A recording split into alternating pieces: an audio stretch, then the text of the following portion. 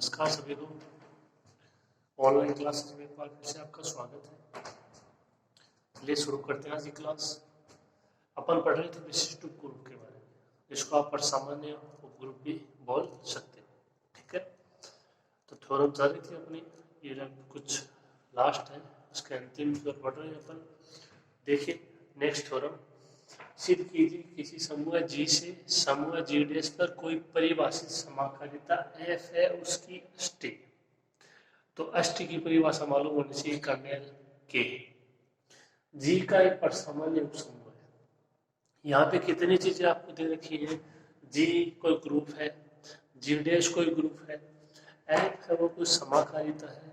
Group G से group G' पर क्या कह रहे हैं कि उसका समाकारिता की अष्टी यानी के, वो परिभाषा आपको मालूम होनी चाहिए। के है वो जी का क्या है, एक परसामान्य उपसमूह है, विशिष्ट उपग्रुप।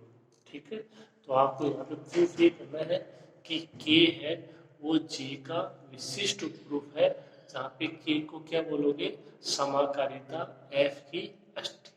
ठीक है, तो अष्टी की परिभाषा मालूम होनी चाहिए, विशिष्ट उपग्रुप की कंडीशन मालूम होनी चाहिए। बहुत ही आसान से थोड़ा करते हैं। देखिए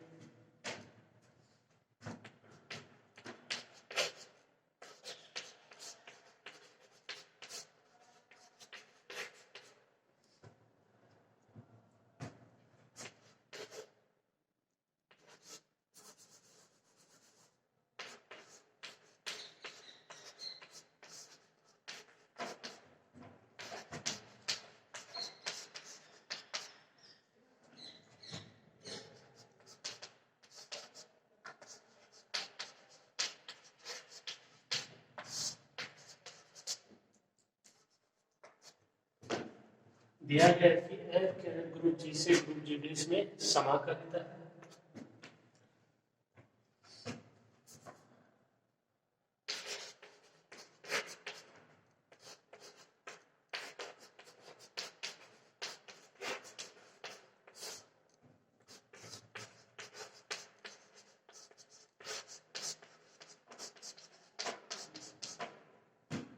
एंड यदि की समाकारिता एफ की अष्टी हो तो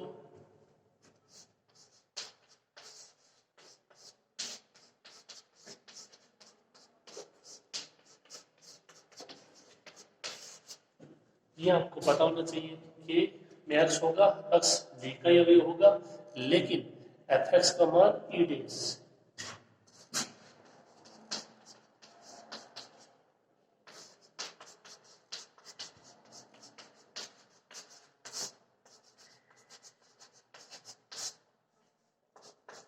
जहाँ ई डेस क्या है, जी डेस का दसवां का अवयव।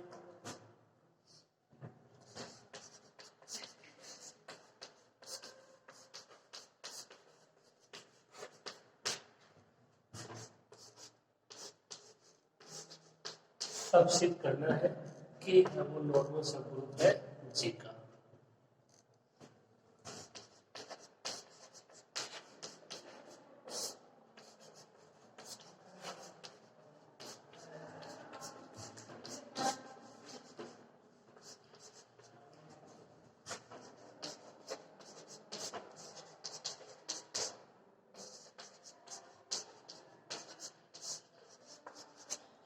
सर्वप्रथम ये सिद्ध करेंगे कि के है वो जी का क्या है, उपग्रुप है। उसके बाद प्रूव करेंगे के जी का विशिष्ट उपग्रुप। उपग्रुप के लिए दो अवयव ले लीजिए के में, और ए बी इनवर्स भी होना चाहिए किसमें, के में।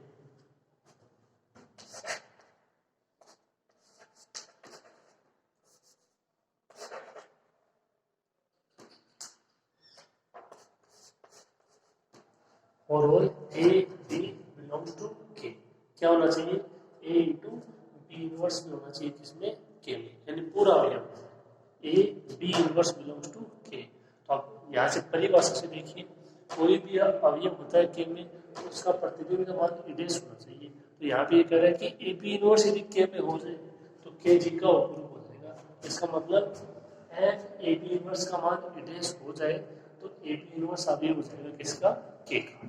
इतना आपके ध्यान में आ जाना चाहिए कि अपने को एफ ए बी डेस का मान यहाँ पे निकालना है और वो ए डेस आना चाहिए। ठीक है, देखिए ए बी बिलोंग्स टू के।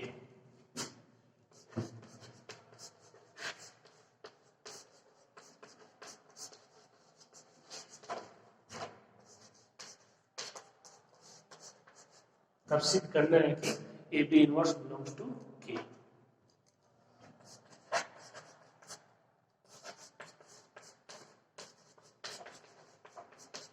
जब ए बिलोंग्स टू के हो, ए बिलोंग्स टू के हो, एफ ए का मान ई डेस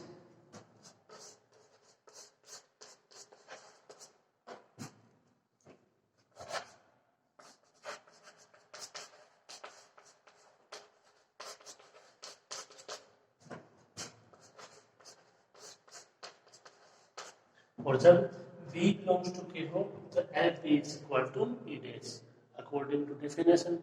ठीक है, इसकी परिभाषा से एफ ए का मान ई डेस, एफ बी का मान ई डेस। यहाँ तक हो जाएगा, इसमें कोई दिक्कत नहीं होनी चाहिए आपकी। ठीक है, कर लीजिए इसको।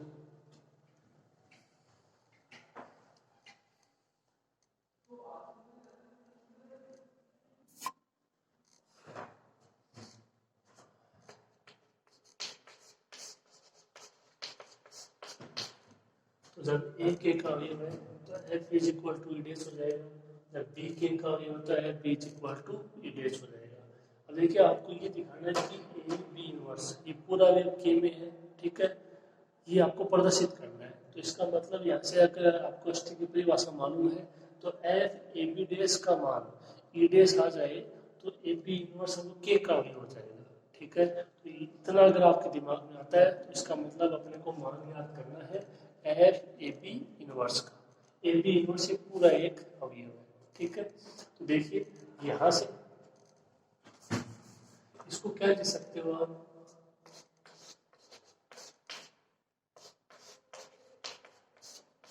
F a into f b inverse. क्यों, आपको दिया गया है कि एफ क्या है, जी से जी डेस में समाकालिता है।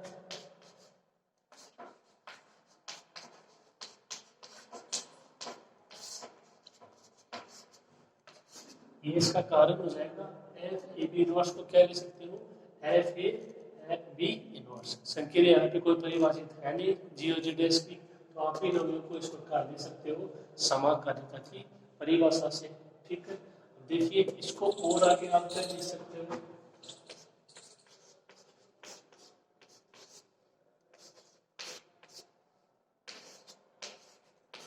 एफ बी इनवर्स को क्या लिख सकते हो, एफ बी का होल इनवर्स।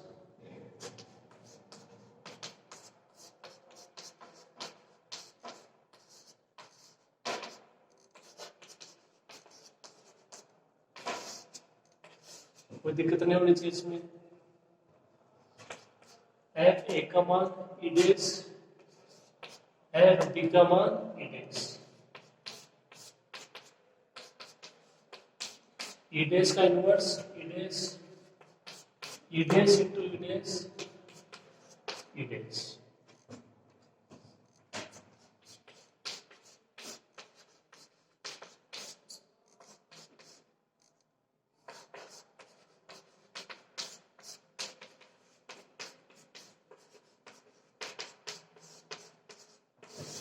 रिजल्ट क्या आएगा, f a b inverse is equal to e dash. इसका मतलब a b inverse belongs to K. A और बी आपने के में लिए, a b inverse belongs to K आ गया। के क्या हो जाएगा, ग्रुप जी का एक उपग्रुप हो जाएगा।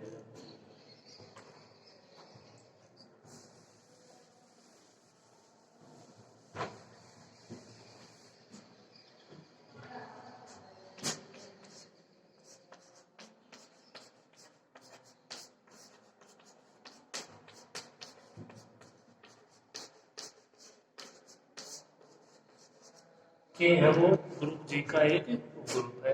अब दिखाना है कि के है वो जी का विशिष्ट ग्रुप है। एक अवयव जी में, एक अवयव के में, कंडीशन आपको अप्लाई करनी आनी चाहिए।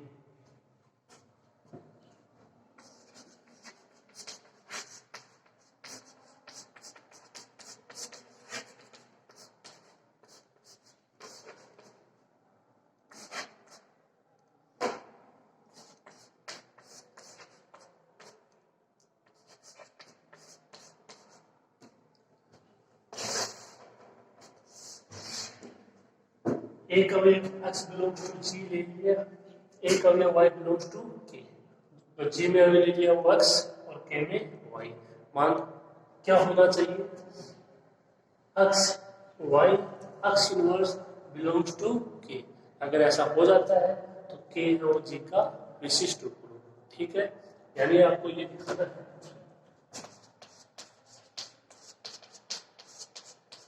x y x inverse belongs to k, तो ये अवयव होगा k में। ये होगा कब, जब f x y x inverse का मान क्या हो जाए, इडेस हो जाए।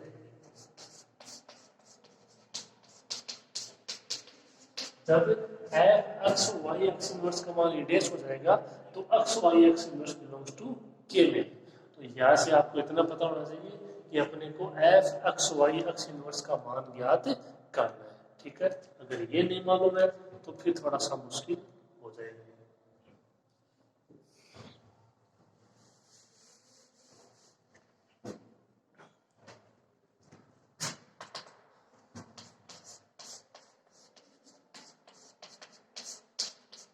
मान याद करते हैं f x y x inverse. सबसे पहले इसमें अप्लाई करेंगे समाकारिता की परिभाषा।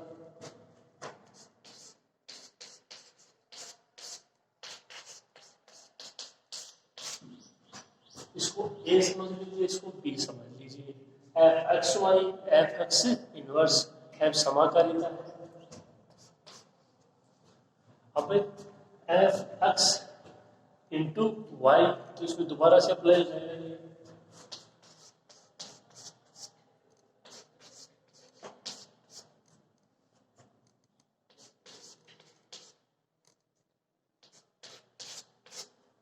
एफ एक्स वाई को क्या लिख सकते हो, f x into f Y.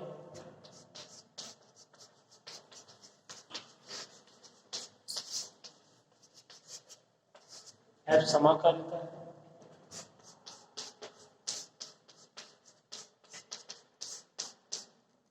अब देखिए इन तीनों को हल करके आपको मान लेके आना है ईडीएस, ठीक है। तो क्या यहाँ से ऐसे कुछ कंडीशन आपको अप्लाई कर सकते हैं इसमें। देखो यहाँ पे तीनों की बात करें अपन तो इन तीनों में से एक मान अपन अप्लाई कर सकते हैं। कैसे, y बिलोंग्स टू k, इसका मतलब एफ वाई का मान ईडीएस होगा। इसका मतलब एफ वाई का मान ईडीएस होगा।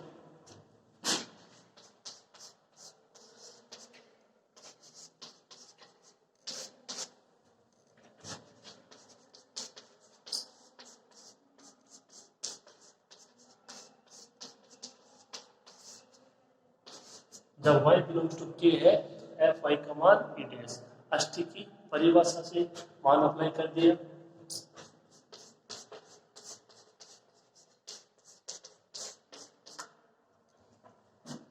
x है वो g का अवयव है, तो एफ एक्स इसका अवयव है, जी डेस का अवयव, ई डेस भी जी डेस का अवयव, एफ एक्स इनवर्स भी जी डेस का अवयव। तो ये तीनों अवयव वो जी डेस के हैं। एफ एक्स इंटू ई डेस है उसका मान कितना हो जाएगा, तस्मक अवयव की परिभाषा से ग्रुप जी डेस में एफ एक्स मान हो जाएगा उसका।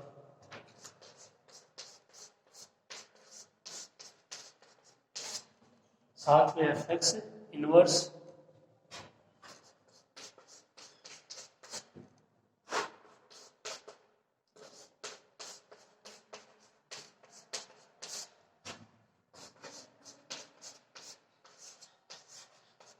एफ एक्स इनवर्स को क्या लिख सकते हो, एफ एक्स का होल इनवर्स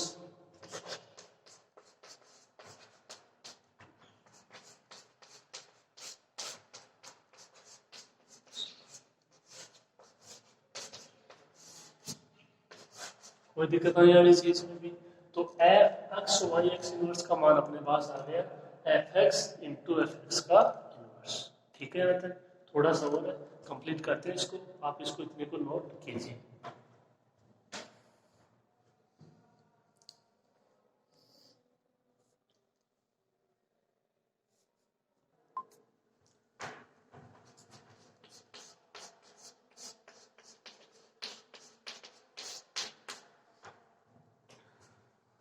अब देखिए F x into f x का इनवर्स, अवयव दोनों सेम है, ठीक है। यहाँ पे अवयव है, यहाँ पे अवयव का प्रतिलोम अवयव है, ठीक है। एफ एक्स किसका अवयव है, जी डेस का अवयव है। एफ एक्स इनवर्स किसका अवयव है, जी डेस में।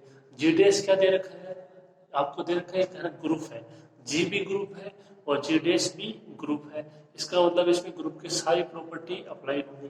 तो ये देखिए अवयव, अवयव का इनवर्स कौन सी कंडीशन है, जी डेस में प्रतिलोम अवयव की परिभाषा से। इसका मान क्या होगा, जी डेस का तस्मक अवयव यानी ई डेस। इसका मान क्या हो जाएगा, ई डेस हो जाएगा। क्यों हो जाएगा, ग्रुप जी डेस में प्रतिलोम अवयव की परिभाषा से इसका मान।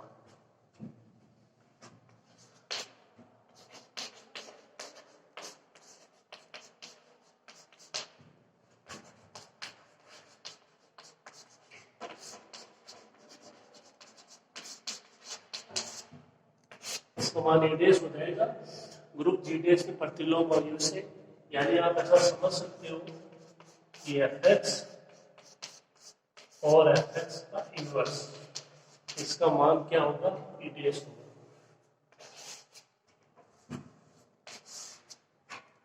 ये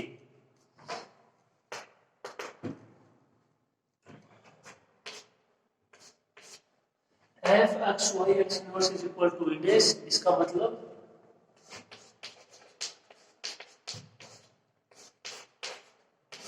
x y x inverse belongs to K।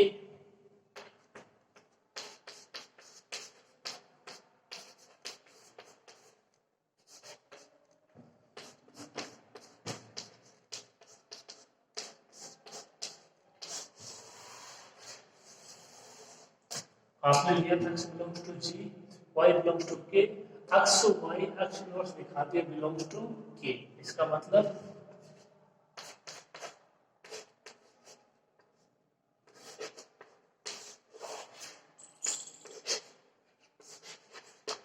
K है वो नॉर्मल सबग्रुप है किसका, G का। आसान सी थ्योरम थी, ठीक है, कर लीजिए इसको पूरा।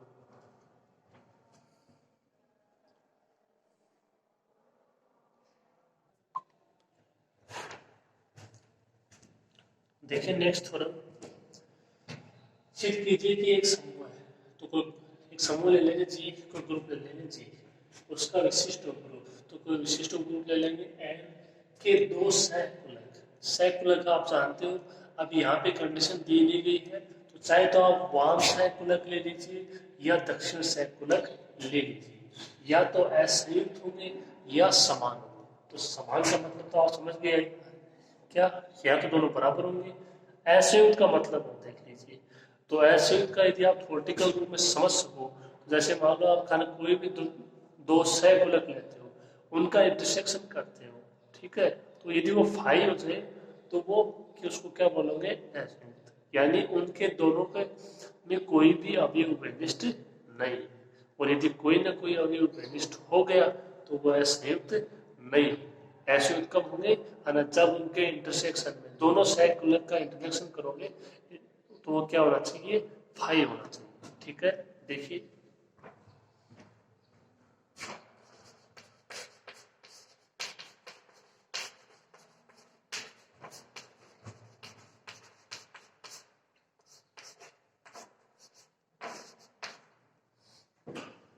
यदि जी एक ग्रुप है, एन क्या है, जी का विशिष्ट उपग्रुप है,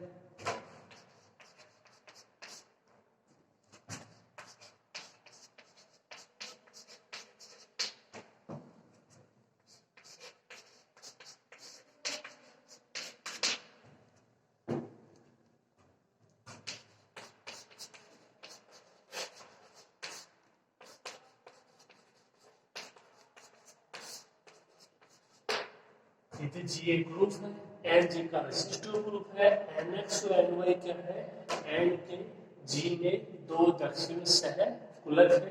तब देखिए यहाँ पे आप लोग क्या करना है, दो सहकुलक एन एक्स एन वाई क्या हो जाएंगे, एन के जी में दो दक्षिण सहकुलक।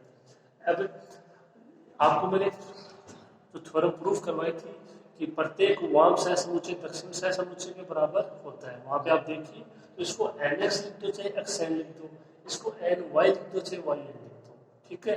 तो इसीलिए आप है ना चाहे तो इसके दक्षिण सह समुच्चय लिख के प्रूफ कर दो, चाहे इसके वाम सह समुच्चय लेके प्रूफ कर दो, दोनों बराबर होंगे। ये अपन एक थ्योरम में प्रूफ कर चुके हैं कि प्रत्येक वाम सह समुच्चय दक्षिण सह समुच्चय के बराबर होता है, या प्रत्येक दक्षिण सह समुच्चय वाम सह समुच्चय के बराबर होता है। ठीक है, ये बात एक ही है। एन एक्स एन वाई क्यों जाएंगे दक्षिण सह समुच्चय एन के जी में।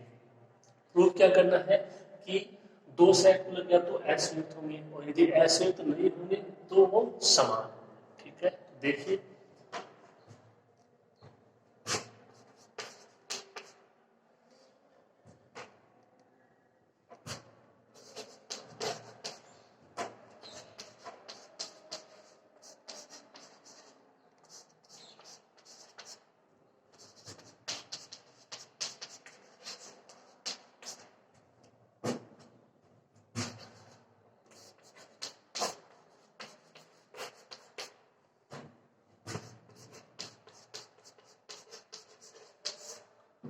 तब यदि NX इंटरसेक्शन एन वाई ये दोनों सैकुलर या तो असंयुक्त है, और यदि असंयुक्त नहीं है तो वो समान है। तो समान है यदि वो असंयुक्त नहीं है, किसकी कंडीशन है, असंयुक्त नहीं है यहाँ पे दोनों सैकुलर। मैं इसको थोड़ा सा लिख देता हूँ आपको याद रहे इसके लिए।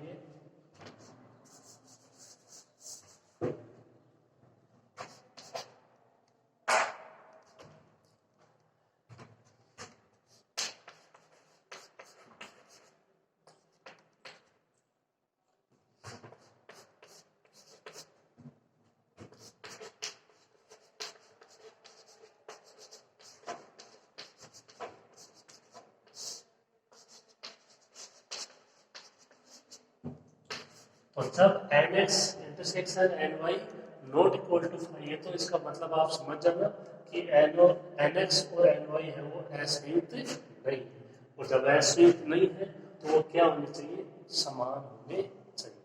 तो अपने को इसको लेके चलना है। ठीक है, और ये प्रूफ करना है। ठीक है, जहाँ पे आप ये जानते हो कि प्रत्येक वाम सह समुच्चय दक्षिण सह समुच्चय के बराबर होते हैं, आपको मैं प्रूफ करवा चुका हूँ। ठीक है, और यदि यहाँ से आपको ये बात थोड़ी सी ध्यान रख लेना कि यदि NX इंटरसेक्शन NY 5 के बराबर हो जाए तो वो असंयुक्त। ठीक है, देखिए NX इंटरसेक्शन NY, इसको थोड़ा पास लिखिएगा, NX intersection NY not equal to 5। इसका मतलब कोई ना कोई कम से कम एक अवयव NX इंटरसेक्शन NY में जरूर विद्यमान है। 5 नहीं है भाई, एक समुच्चय नहीं है, तो कम से कम एक अवयव तो होगा, हो सकता है ज्यादा भी हो।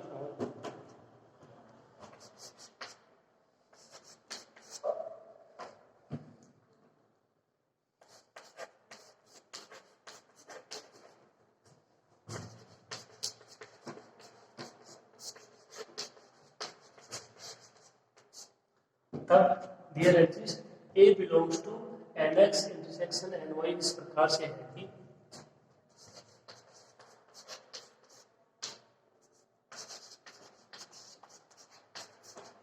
जो A अवयव है वो NX में भी हो जाएगा, और जो A अवयव है वो NY में भी हो जाएगा।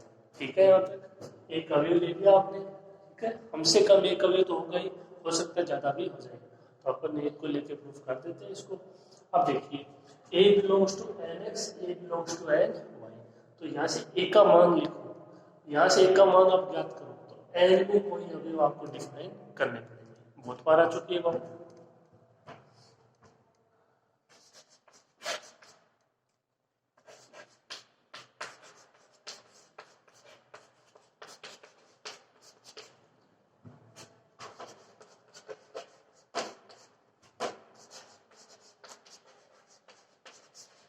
देखिए यदि N1 N2 belongs to N हो, तो यहाँ से का मान आप क्या लिख सकते हो, N1 X, यहाँ से का मान N2 Y, जहाँ पे N1 N2 किसके अवयव है, कैपिटल N के। ठीक है, इस तरीके से अपन ने मान लिख दिया एक का मान N1 X, एक का मान N2 Y। अब आप किसको लेके चलोगे, देखो ये भी एक का ही मान है, ये भी एक का ही मान है, इसका मतलब N1 X is equal to N2 Y। इसको लेके चलना है आपको, और क्या प्रदर्शित करना है, NX is equal to N। थोड़ा सा सोचना पड़ेगा, N1X is equal to N2Y से NX is equal to NY कैसे लिखे हैं। ठीक ठीक है, देखिए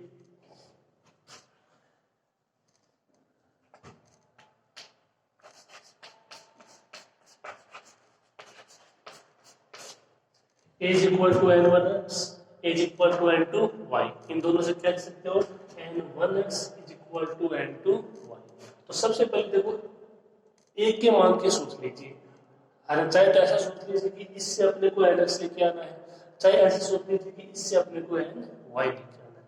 देखो एन वन एक्स से आपको एन एक्स लेके आना है, तो सबसे पहले एन वन है इसको हटाना पड़ेगा, आपको क्या करना पड़ेगा, एन वन है इसको हटाना पड़ेगा। उसके बाद में एन की इसकी जो कैपिटल एन है इसकी पूर्व संक्रिया करवा देंगे, और इधर जो आएगा उसको देख लेते हैं क्या मान आएगा, इसको इस रूप में बना लेंगे में, ठीक है।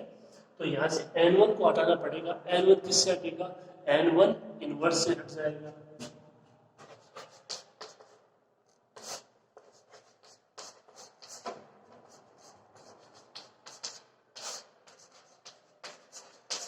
तो दोनों तरफ n1 इनवर्स की पूर्व संक्रिया करवा देगा। बस ये आपको सोचना है, देखो स्वयं को ऐसे तो नहीं हो पाएगा, ठीक है। आप करिए इसको थोड़ा सा और,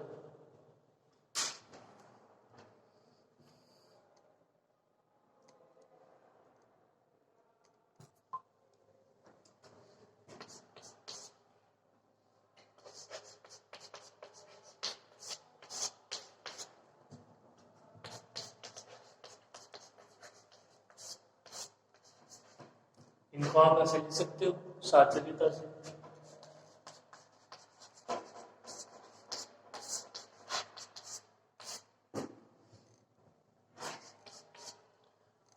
n1 n का अवयव है, वो g का भी अवयव है, किसकी परिभाषा हो जाएगी, प्रतिलोम अवयव की परिभाषा।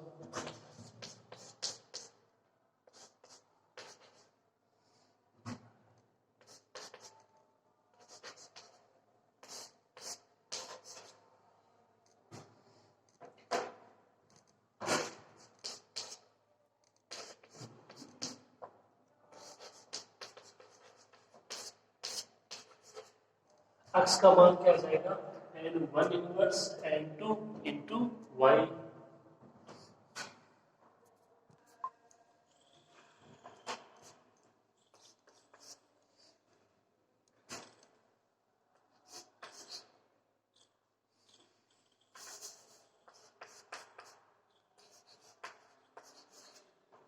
या इसको देखो मैं यहाँ पे ऐसे लिख रहा हूँ x बराबर n3 वाई, जहाँ पे ध्यान से समझिएगा,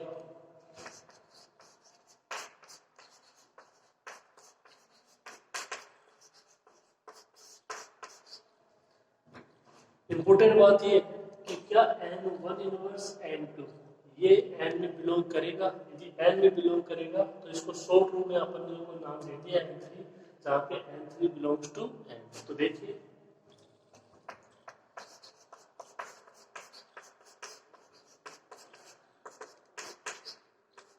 n1 है वो n का अवयव है, nj का विशिष्ट उपग्रुप है, वो उपग्रुप भी है, वो j की संक्रिया के लिए ग्रुप भी है। n1 है वो n का अवयव है, n1 इनवर्स भी n का अवयव हो जाएगा, n2 तो है ही n का अवयव, n1 इनवर्स n का, n2 n का, तो इसका मतलब n1 inverse n2 belongs to n द्विचर संक्रिया से।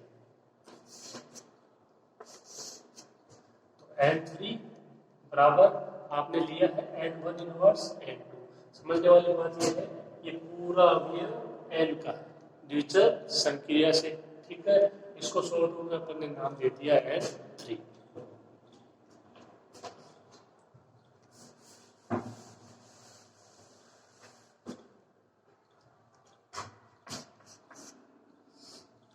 x आगे अपने को दिखाना है nx is equal to n y,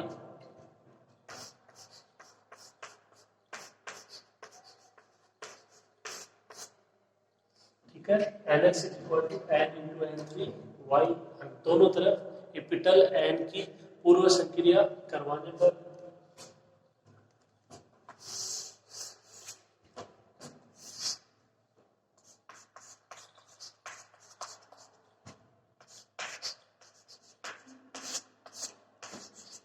इसको ऐसे लिख सकते हैं NX is equal to N into N3 साथ में हो गया, Y अलग हो गया साचरीयता से।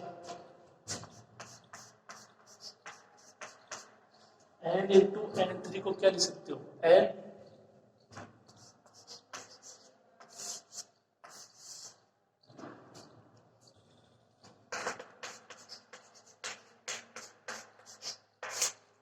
N3 का मान N, ये आपको मैंने लिखाया था statement, capital H into small h is equal to capital H, तो उसी से है ये N3 is equal to N, N3 है वो किसका अवयव है, कैपिटल N का अवयव है, ठीक है, कोई दिक्कत नहीं आनी चाहिए इसमें।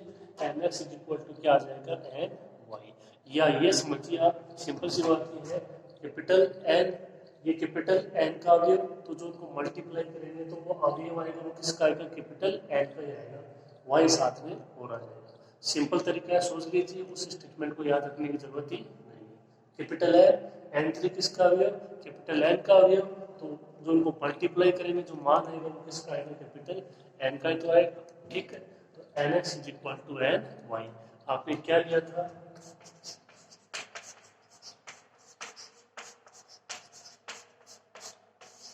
जब NX intersection NY not equal to I,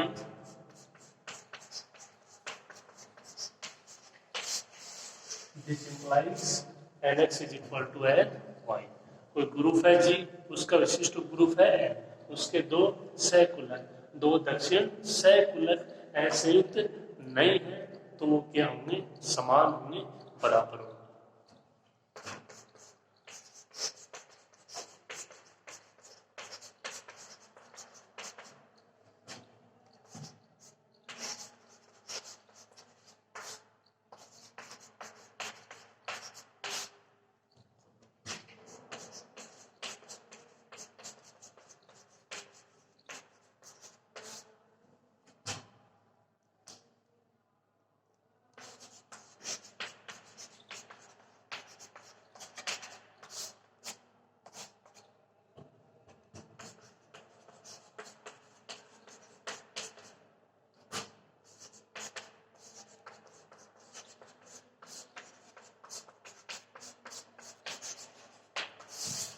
किसी ग्रुप जी के विशिष्ट ग्रुप N के दो सहकुलक यदि संयुक्त नहीं है तो वो क्या होंगे, बराबर होंगे, समान, ठीक है।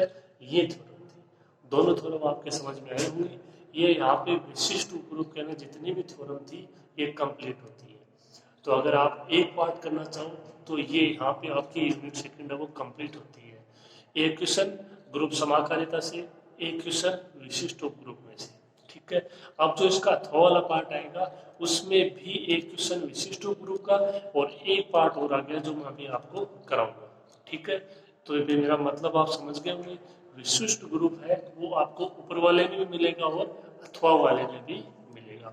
अगर कोई एक पार्ट करना चाहे तो यहाँ तक उसका समाप्त हो गया, कोई एक दो क्वेश्चन और देख लेंगे अगर इसका रहा है विशिष्ट ग्रुप का। तो मेरे कहने का मतलब है कि ग्रुप समाकारिता और विशिष्ट उपग्रुप में से एक पार्ट है वो आपका समाप्त हो गया, यानी आप यदि एक पार्ट करना चाहो अथवा वाले से कोई मतलब नहीं है तब ये आपकी यूनिट है वो समाप्त हो जाएगी। एक दो क्वेश्चन और होगा विशिष्ट उपग्रुप का, वो आपको करवा देंगे।